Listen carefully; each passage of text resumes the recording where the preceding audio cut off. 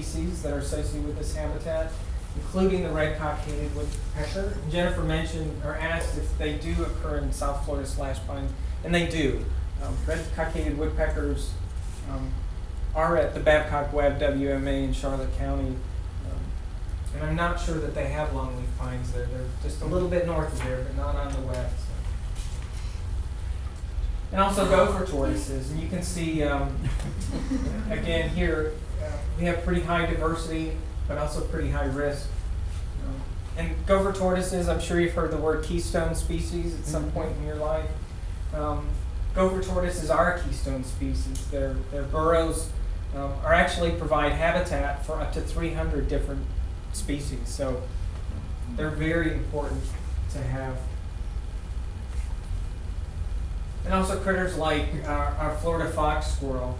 The numbers of these guys have dropped 85% since Europeans first came to North America. And their numbers have really sort of mirrored the disappearance of the longleaf pines in South Florida slash pines. These guys are so dependent on the pine species that we have. So you can see that the Florida range, pretty low in terms of mammal diversity.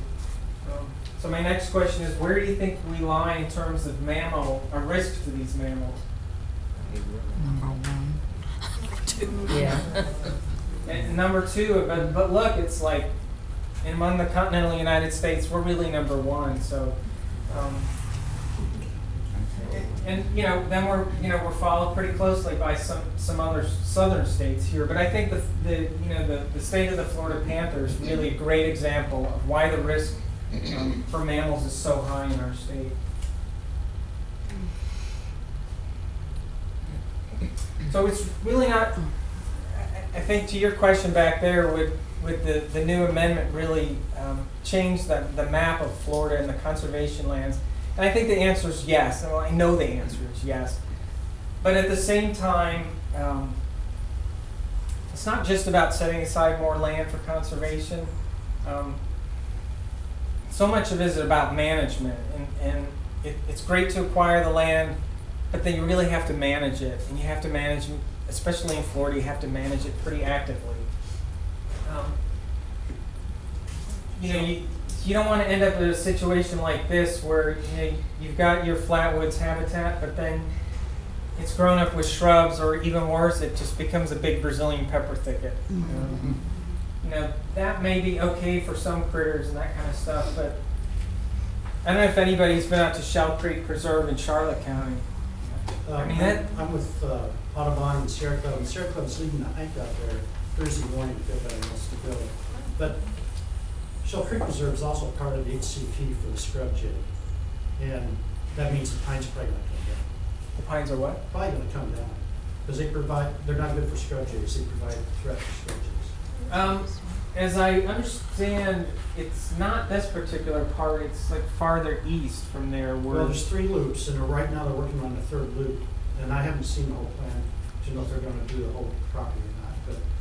But all 3 loops take a while. Yeah. And they're going to be taking pines down. But they have to, because the birds of prey, the kites, etc., sit up there and they take out the jays. I know that they have let some fires really rip through here, and they don't really care about pine mortality so much. So, but you know what? It's pretty fantastic It's now. a great place. And if you go on Thursday, I don't think you're going to be disappointed. I don't know how much it'll be blooming, but this did not look like this before the current land manager that is in charge of it. He's really applied fire on a very regular basis to this, and it's breathtaking. I mean, it's come a long way, and it has a long way to go, but it's a heck of a lot better than this picture down there. So it provides way more habitat, and unfortunately, this is a pretty narrow space between citrus groves up here and Shell Creek down there, but that's just an aside. I don't even know why I said that. But. Well, they have property on the other side of the creek, too. Yeah, and they do there too. So really the key management thing in Florida is for maintaining healthy flatwoods is fire. You really need it on a 2 to 4 year rotation because that's what knocks back the oaks, that's what knocks back the shrubs. That's really what keeps the habitat healthy. And it was in looking for longleaf, the rise and fall of an American forest, that wildlife writer and photographer Lawrence Early said, fire in longleaf pine forest is like rain in a rainforest. And it's really true that, you know, once we lose the fire, we lose the pines, we lose the structural and botanical diversity.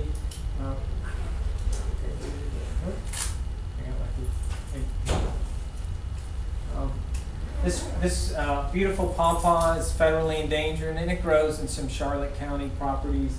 Have you seen it? We think some might be out of Shell Creek, actually. Okay. It's an itty bitty little thing.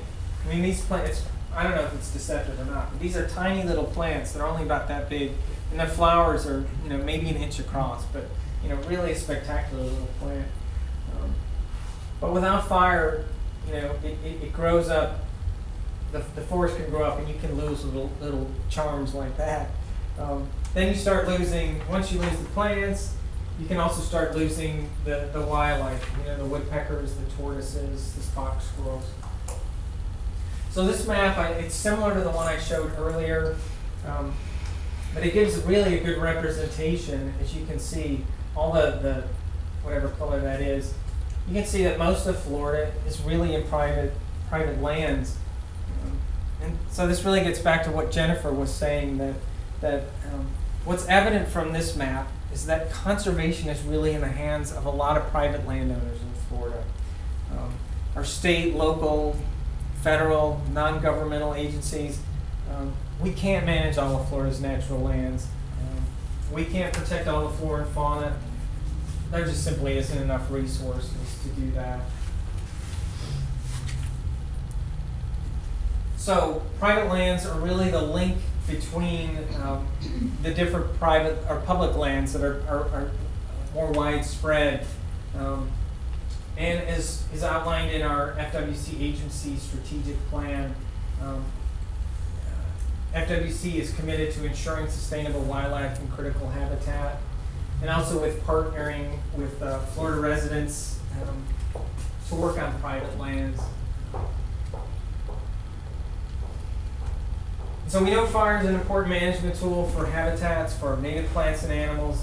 As I said before, not all of us live on, we're not big landowners, we don't have big properties, we live in plant neighborhoods or in city lots. But fire isn't also the only tool in the toolbox. And one of the important things, as I mentioned before, invasive alien species really contribute to habitat degradation, habitat loss.